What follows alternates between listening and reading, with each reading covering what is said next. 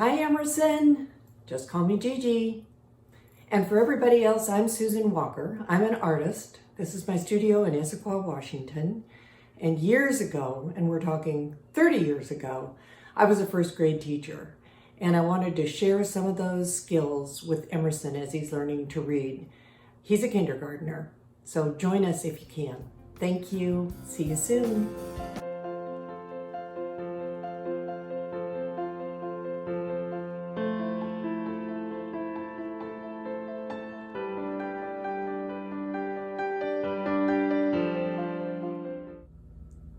Hi, Emerson.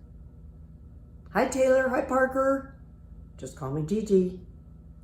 Today we're going to work on the short E sound. So the letter E can say its own name, which is E. And the letter E can also make another sound. It's called the short vowel sound. And you've probably seen this little kind of smile above the short A and the short E. And that's just a signal that it's the short sound rather than the long sound, which is usually a straight line. I'll demonstrate that in another lesson. But anyway, so E can say its own name, which is E, but the short E sound is like a person that can't hear very well going, eh, eh, eh. And we're going to practice that sound. I'm going to read you a book called Emma's Pet. And so that's p, eh, pet. And then after that, I'm going to read you a book about an elephant, Babar the elephant. So let's get going. Okay. Emma's Pet.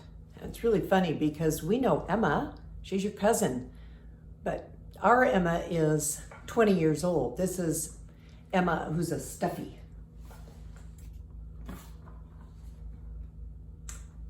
Emma's Pet. Written by David McPhail. I want a pet, Emma told her mother one day. Well, you have a pet, said her mother.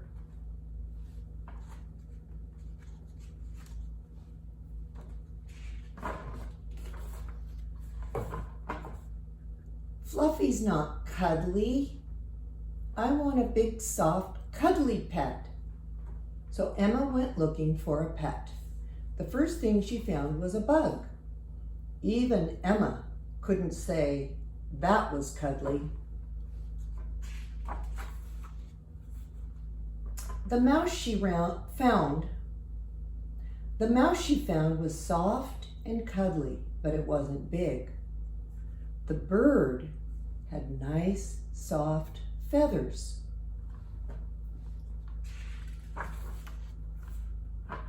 But it was too busy feeding its family to be anybody's pet. The frog wasn't soft and cuddly, but it might have made a good pet if it hadn't taken a bath with Emma's mother. The snake she picked up was too cuddly for Emma.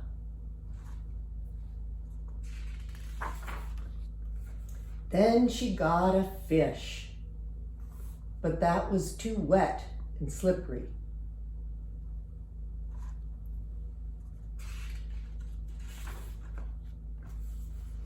And the dog she brought home already belonged to someone else.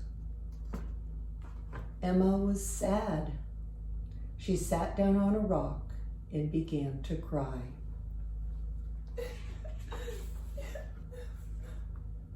The rock moved and it was a turtle, but it wasn't any softer or any more cuddly than a rock.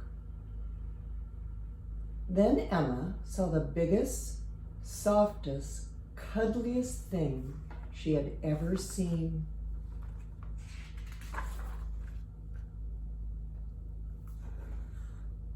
It was her father.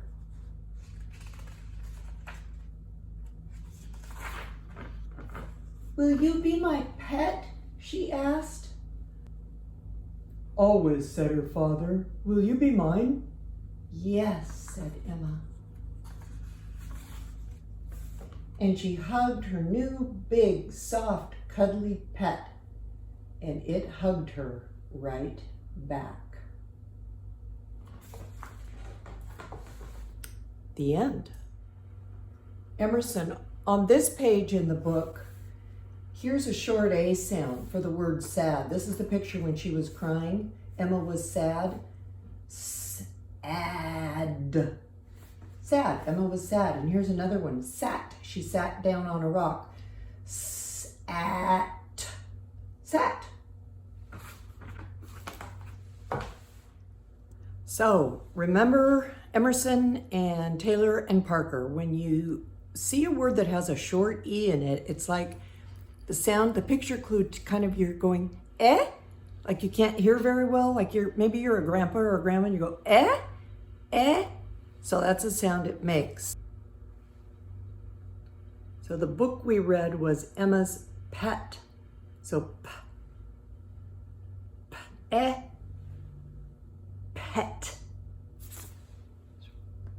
Right there, pet.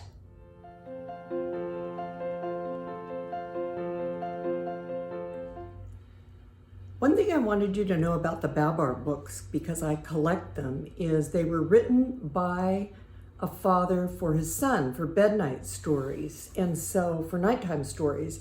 And so the original books, when they were published, had handwriting, they had cursive. And the book that I'm going to read to you has printed text. But the original stories, this is the one we're going to read. The original stories all had handwriting down here. So this is a very precious book. I keep it on a special shelf where I don't read it very often, but it's a collector's item. Okay, now on to our story. Okay, my friends, this is The Travels of Babar, and it's written by Jean de Brunhoff. Babar, the young king of the elephants, and his wife, Queen Celeste, have just left for their wedding trip in a balloon. "Goodbye, see you soon," cry the elephants as they watch the balloon rise and drift away. Arthur, Babar's little cousin, still waves his beret. Old Cornelius, who is chief over all the elephants when the king is away, anxiously sighs. "Oh, I do hope they don't have any accidents."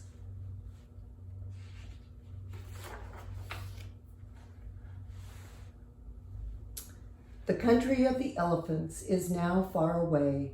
The balloon glides noiselessly in the sky. Babar and Celeste admire the landscape below. What a beautiful journey. The air is balmy, the wind is gentle.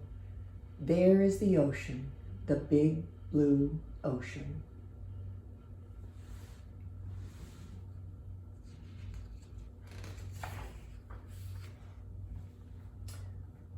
Blown out over the sea by the winds, the balloon is suddenly caught in a violent storm.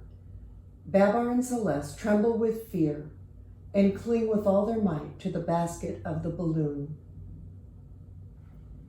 By extraordinary good fortune, just as the balloon is about to fall into the sea, a final puff of wind blows it on an island where it flattens out and collapses. "You aren't hurt, Celeste, are you?" Babar inquires anxiously. "No? Well then, look, we are saved." Leaving the wrecked balloon on the beach, Babar and Celeste pick up their belongings and go off to seek shelter. Having found a quiet spot, they take off their clothes. Celeste hangs them up to dry, while Babar lights a good fire and prepares breakfast. Babar and Celeste settle themselves comfortably. They have set up their tent, and sitting on some large stones, they eat with relish an excellent rice broth, well sweetened and cooked to perfection. "We're not so badly off on this island," says Babar.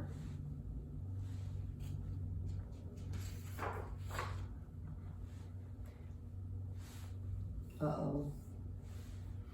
After breakfast, while Babar explores the surrounding country, Celeste, left alone, falls sound asleep. Just then, the inhabitants of the island, fierce and savage cannibals, suddenly discover her.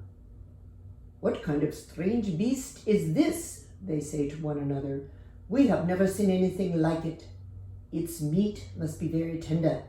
Let's creep up quietly and catch it while it sleeps." The cannibals have succeeded in tying up Celeste with the clothesline on which the clothes were drying. Some dance with joy, while others have great fun trying on the stolen garments. Celeste sighs sadly. She thinks soon she will be eaten. She does not yet see Babar, who returns just in time to save her.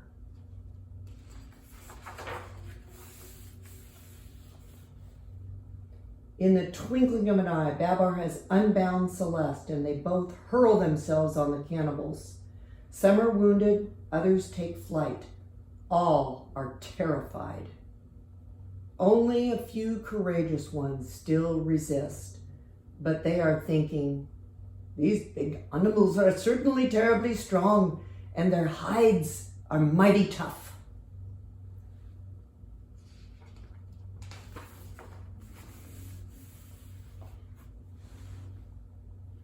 After having chased off the savages, Babar and Celeste rest themselves on the seashore. Suddenly, right in front of them, a whale comes to the surface and spouts. Babar gets up immediately and says, "Good morning, Mrs. Whale. I am Babar, king of the elephants, and here is my wife, Celeste. We have had a balloon accident and have fallen here on this island. Could you help us to get away?" "I am delighted to make your acquaintance," answers the whale, "and I will be very happy if I can be of service to you. I am just leaving to visit my family in the Arctic Ocean. I will drop you wherever you like. Quick, get on my back and hold on tight so you don't slip off. Are you ready? Get set. Let's go."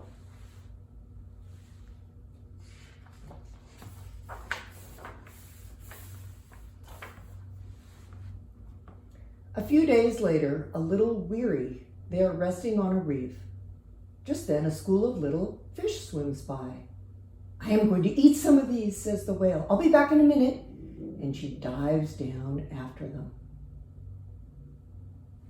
The whale has not come back. While eating the little fish, she completely forgot her new friends. She is a giddy, thoughtless creature. "We were better off on the island with the cannibals. What will become of us?" weeps poor Celeste. Babar does his best to comfort her. After hours and hours spent on their little reef without even a drop of fresh water, they finally spy a ship passing quite near them. She is a big steamer with 3 funnels. Babar and Celeste call out and yell as loudly as they can, but no one hears them. They try signaling with their trunks and with their arms. Oh, will they attract someone's attention? They have been seen! A lifeboat rescues them while the excited passengers all watch.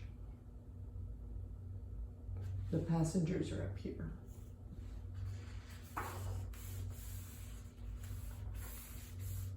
A week later, the huge ship steams slowly into a big harbor.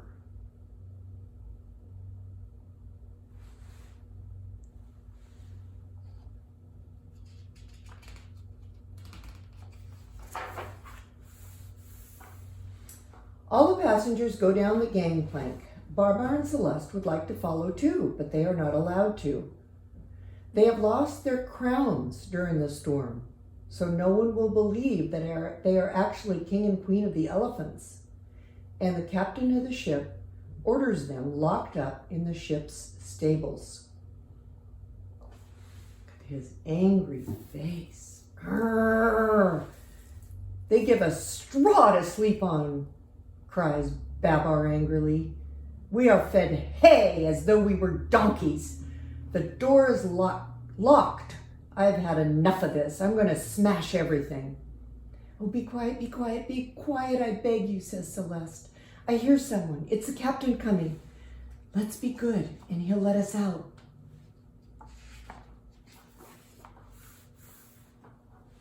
And here are my elephants, said the captain to the famous animal trainer, Fernando, who was with him. I cannot keep them on my ship. I give them to you for your circus. Fernando thanks the captain and leads away his two new pupils. Be patient, Babar, whispers Celeste. We will not remain long with the circus. We will get back to our native land again somehow and see Cornelius and little Arthur.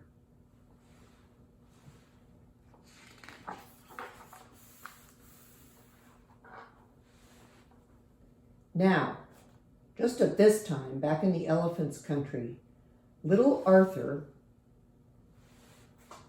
has had a mischievous idea. While Retaxas, the rhinoceros, was having a quiet nap, Arthur tied a big firecracker to his tail without waking him. The firecracker explodes with a terrific bang, and Retaxas leaps into the air. Arthur, the scamp, laughs until he nearly chokes. It is really a very mean trick. Retaxas is furious. Cornelius, very worried, goes to find him and says, Oh, my dear fellow, Retaxas, I am so sorry. Arthur will be severely punished. He begs for your forgiveness. Get away, old Cornelius, grumbles Retaxas. Don't speak to me of that scoundrel, Arthur. You elephants may think you've made fun of me, but just wait. You'll soon see. What will he do, wonders Cornelius. I feel very uneasy. He is revengeful and mean. Ah, if only Babar were here.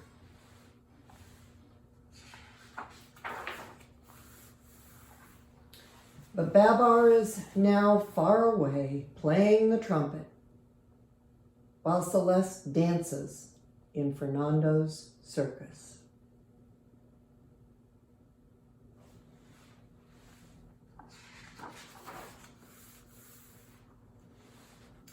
One day, the circus comes to the town where Babar, when he was young, had met his friend, the old lady. So at night, while Fernando is in bed, Babar and Celeste escape and go to find her, for he has never forgotten her. Babar finds the house easily and rings the doorbell.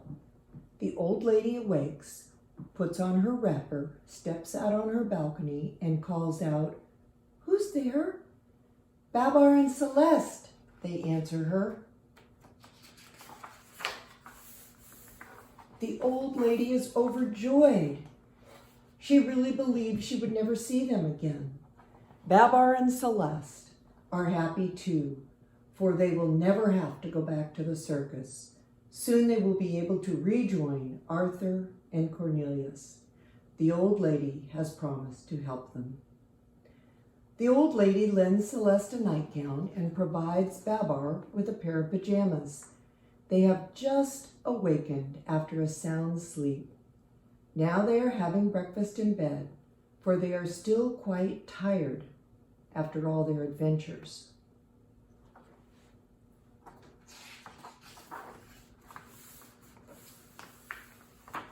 At the circus, their escape has just been discovered.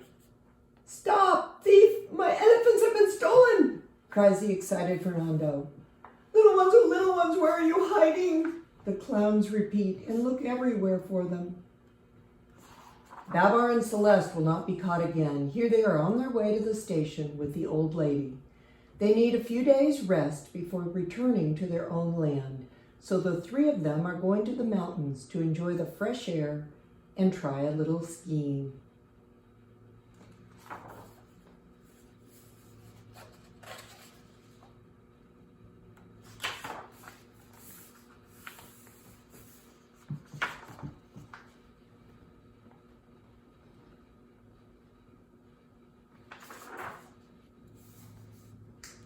Now Babar and Celeste have packed their skis and said goodbye to the mountain. They are leaving by plane to return home. The old lady accompanies them. Babar has invited her as he is anxious to show her his beautiful country and the great forest where one always hears the birds singing. They have landed. The airplane has gone back. Babar and Celeste are speechless with surprise. Where are Cornelius, Arthur, and the other elephants? Just a few broken trees? Is that all that is left of the great forest? There are no more flowers, no more birds. Babar and Celeste are very sad and weep as they see their ruined country. The old lady understands their grief. What is going on here? Inquires Babar, who has found the other elephants at last. Oh, alas, replies Cornelius. The rhinoceroses have declared war on us. They came led by Rhetaxus, who wanted to catch Arthur and make mincemeat of him. We tried bravely to protect the little fellow, but the rhinoceroses were too strong for us. We did not know how to drive them off. This is indeed bad news, says Babar, but let's not give up. But real war is not a joke, and many of the elephants have been wounded. Celeste and the old lady take care of them with great devotion. The old lady is especially good at this, as she used to be a trained nurse. Babar and some of the soldiers who have recovered have gone back to the front with Cornelius to join the elephant army. The rhinoceroses are preparing to attack again. A big battle will soon begin.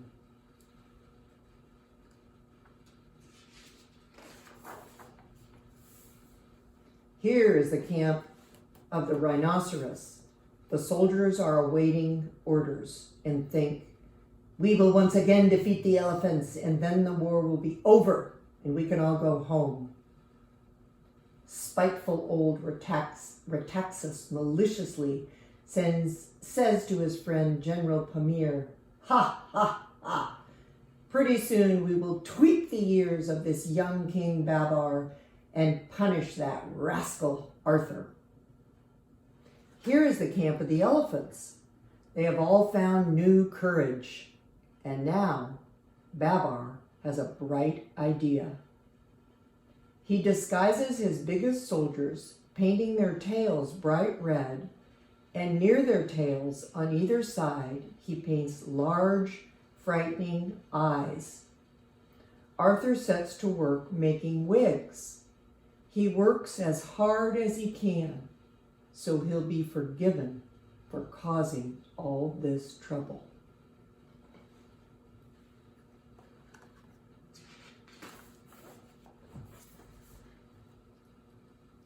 The day of the battle, at just the right moment, the disguised elephants come out of hiding. And Babar's bright idea succeeds. The rhinoceroses think they are monsters, and terrified, they retreat in great disorder. King Babar is a mighty fine general. And here come the rest of the elephants up here. These guys are running away so fast, they're tumbling over each other.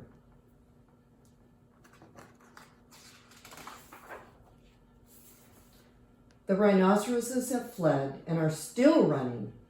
Pamir and Rhetaxus are prisoners and hang their heads in shame. What a glorious day for the elephants. And in chorus, they all cry together, "Bravo, Babar, bravo! Victory, victory, the war is over. How perfectly splendid." The next day, before all the elephants, Babar and Celeste, having put on their royal garments and their new crowns, reward the old lady who has been so good to them and has cared so well for the wounded. They give her 11 singing canaries and a cunning little monkey.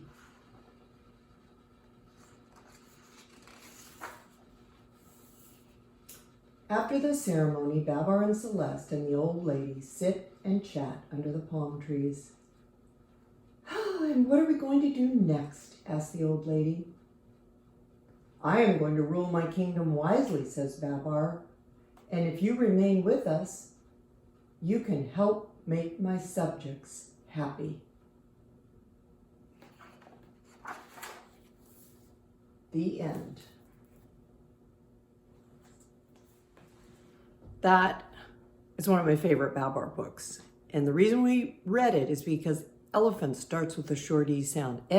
Elephant. And we'll read another one about the monkey Zephyr, because fur has the short E sound in it too.